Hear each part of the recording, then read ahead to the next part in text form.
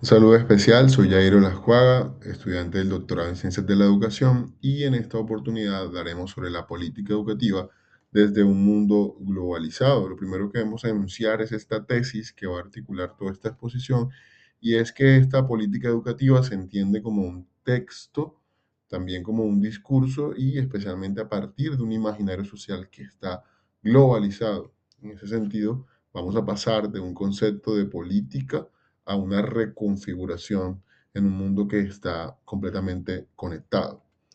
En primer lugar, como introducción, los autores proponen hacer una mirada a la política educativa como algo más, como ya se ha dicho, que un documento oficial, más bien entenderlo como un proceso que está completamente cargado de valores, que está disputado en distintas esferas y también que hay algunos silencios que son deliberados, intencionales. Hay dos preguntas que van a guiar este ejercicio expositivo y es uno, ¿qué entendemos por política? Y dos, ¿cómo la globalización va a reconfigurar, a redistribuir las maneras en que la política se da, se produce, circula y especialmente cómo se implementa particularmente en los distintos contextos? Es una lectura desde esta práctica docente, pues traducimos esa política en las aulas, no somos receptáculos pasivos, sino que hacemos que la política sea viva o no. Y desde esta perspectiva planteo esta ruta para esta exposición. Primero, ¿qué es la política? ¿Cómo se adhiere al asunto de la noción del texto, el discurso y sus tipos? ¿Cómo se puede rastrear el asunto de la autoridad y los ciclos políticos? Y finalmente, las ideas que los autores comparten con relación al concepto de globalización. Ahora bien, continuamos con el concepto de la política. ¿Qué entender por política? El concepto está permanentemente en disputa. La idea se debate entre decidir y no decidir. Aquellos que los gobiernos deciden hacer o dejar hacer. A veces la omisión, a veces el silencio también son formas de ejercicio del poder. Por otro lado, el texto, la política como texto y proceso. Es la producción de un documento que se reescritura, que se aplica y por lo general el texto no va a determinar por completo lo que ocurre en la implementación. Seguidamente, la asignación autoritaria de valores. Los autores hablan de que toda política da algo a unos y niega a otros.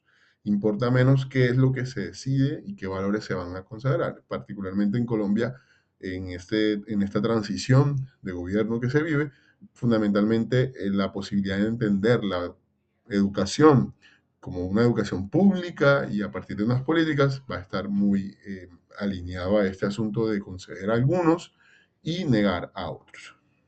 Y finalmente, un ciclo que es desordenado.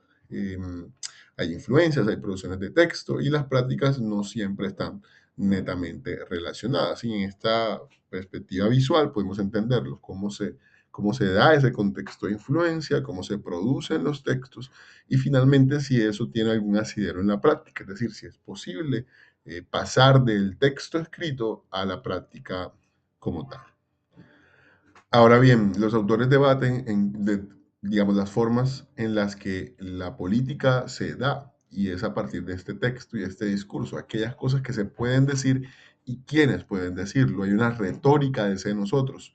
Los textos políticos se van a fabricar en un consenso, en una alimentación mutua que está en disputa, ¿verdad? A los beneficios, a los intereses, especialmente intereses y beneficios políticos. El peso del discurso, según Foucault, pues nos va a recordar que van a limitar esos límites de lo pensable, ¿verdad? Y es asignar el poder. ¿Quién puede decidir? Y además, ¿quién tiene la autoridad para decir las cosas?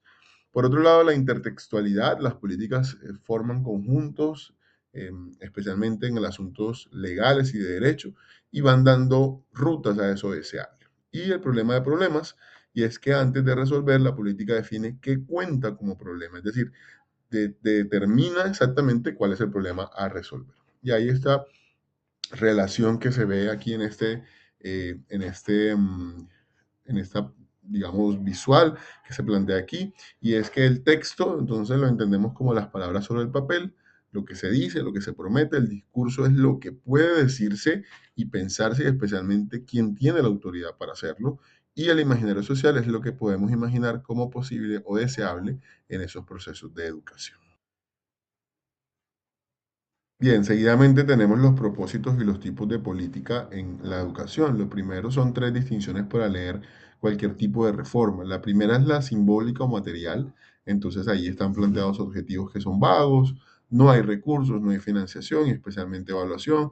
Por otro lado, los racionales e incrementales, donde se aplican estas secuencias técnicas de distintas fases, pequeños pasos que se van dando sobre lo que ya existe y que van anunciando esa novedad. Y por último, las distributivas y redistributivas, que habla de la repartición de recursos, que no es equivalente a simplemente intervenir a favor de quienes están en desventaja, sino pues premiar el rendimiento, especialmente antes que la equidad. Ahora bien, seguidamente la política pública se instala en la sociedad y para que eso suceda principalmente surge de esta noción de poder y en estas ideas de Foucault, de Weber, de Gramsci, especialmente cómo en esta autoridad, es decir, quién sostiene esa política, cómo aceptamos y hacemos legítimas que esas órdenes se instituyan y se instruyan. El Estado tiene una grandísima responsabilidad en esto. El consentimiento tácito se refiere a cuando estas políticas se vuelven sentido común. Ya dejamos de discutir y empieza a operar efectos hegemónicos. Y finalmente la violencia simbólica, a partir de las ideas de Bourdieu, quien habla pues precisamente de que se genera una idea imaginaria, un imaginario social, que nos impide concebir que las cosas podrían ser de otro modo. En ese sentido, la escuela se sostiene como una comunidad imaginada.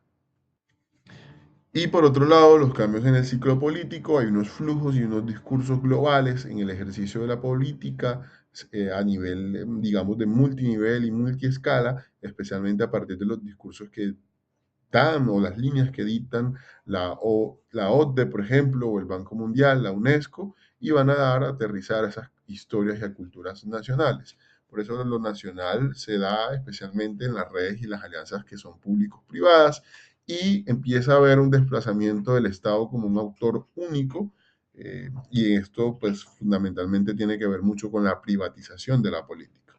En lo local, pues se ve, se evidencia en la escuela, en la dirección, los proyectos educativos, y si es posible evidenciar eso. Y el aula, particularmente, es el lugar donde las políticas tienen un mayor asidero, una mayor evidencia, y es los docentes, a partir del ejercicio docente.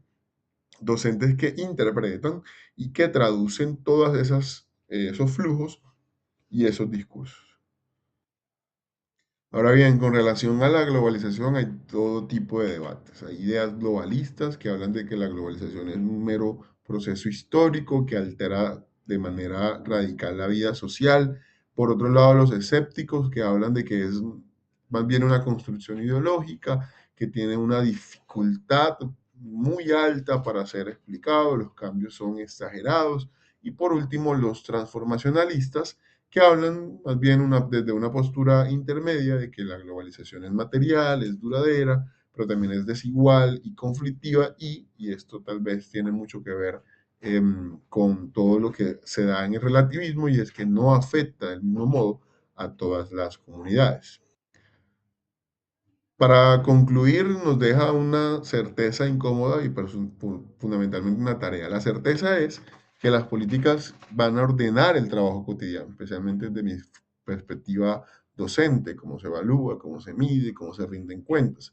No nacen únicamente en el Ministerio de Educación, por ejemplo, sino que se dan en la conversación global, donde la eficiencia económica pues, va a tender a imponerse sobre la equidad. Y por último, la tarea es fundamental, recuperar el carácter interpretativo del oficio docente. Si la política es texto, discurso imaginario, el aula también es el lugar donde los discursos se traducen. Y aquí es, digamos, la tarea más importante, donde el docente tiene amplio desarrollo. Cómo el docente lo interpreta, cómo está mediado el docente, cuáles son sus aspiraciones, sus motivaciones. Y esto como definitivamente tiene un asidero en el ejercicio de la educación. Estas son las referencias de este ejercicio expositivo.